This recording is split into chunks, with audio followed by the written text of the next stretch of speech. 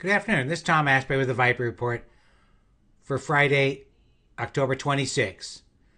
Well, another ugly day to finish an ugly week, as the fourth quarter has been a really rough one for investors. This morning I tweeted an updated chart of the S&P AD line. If you want my comments during the week, please follow me on Twitter. I do update the analysis on a regular basis.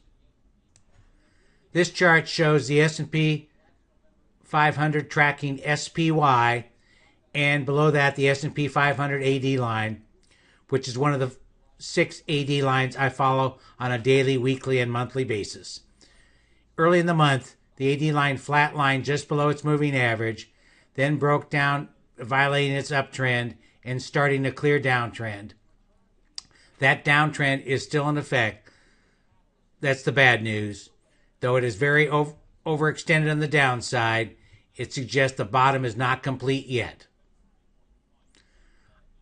It is very oversold, and I would expect to see a rebound in the next week or so, possibly the 275 to 280 area on SPY, but that is likely to be followed by another decline.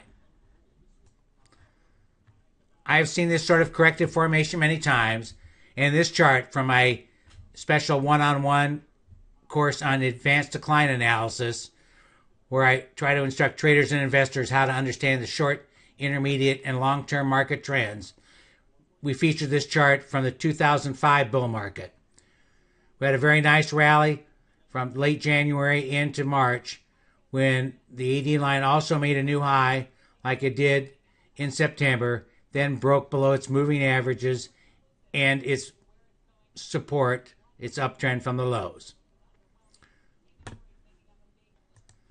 That time we almost declined for 3 weeks before we had almost a 2-week rebound, before we again headed lower and started to form a bottom. I'll be detailing in the Viper ETF and the Hot Stocks report the signs to look for when that bottom is completed. My AD line analysis has a great record at catching correction lows. Those of you remember the sharp market decline in early 2016. We had a stock plunge in the first part of January, followed by a brief rebound and then a retest to the lows. That retest set up new buy signals based on my AD line analysis. So I came out on February 13th with this article on Forbes.com. The week ahead, is there blood in the streets yet?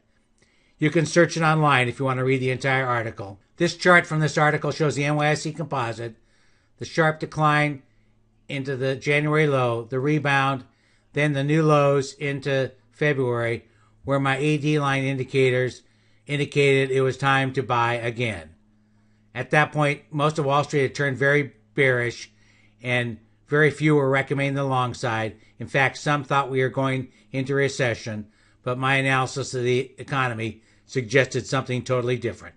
For the week, the IYT, that follows the Dow Transportation, was the weakest, down 4.6%, followed by the SPY, then the small cap Russell 2000.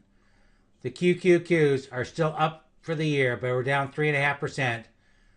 Dow down 3%, and even the utilities were down over 2% for the week.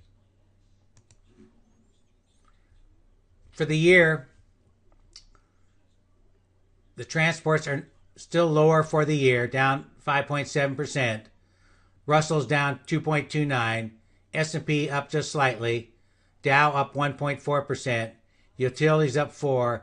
And the QQQ, our favorite ETF, is still up 7.8%.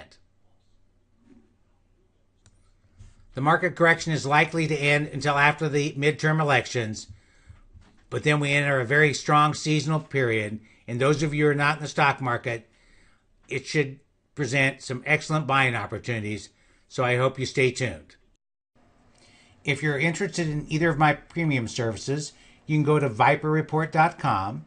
On the homepage, you'll see a link to the Viper ETF report. If you click on this, you'll see a description of the service, and then at the bottom of the report, you'll be able to sign up through PayPal. It's just $34.95 per month. You get 2 reports each month, as well as special updates when the market is volatile, and it can be canceled online at any time. If you're more interested in individual stocks, you can go to the Viper Hot Stocks Report. It'll tell you about the service. It's also released twice a week and includes 6 trading lessons, as is the Viper ETF Report to all new subscribers. It also is just $34.95 per month. I think the last part of 2018 is going to be an exciting time in the markets, and I think most investors and traders will need an experienced analyst on their side to help them profit for the rest of the year. I hope you decide to join us. Thank you very much.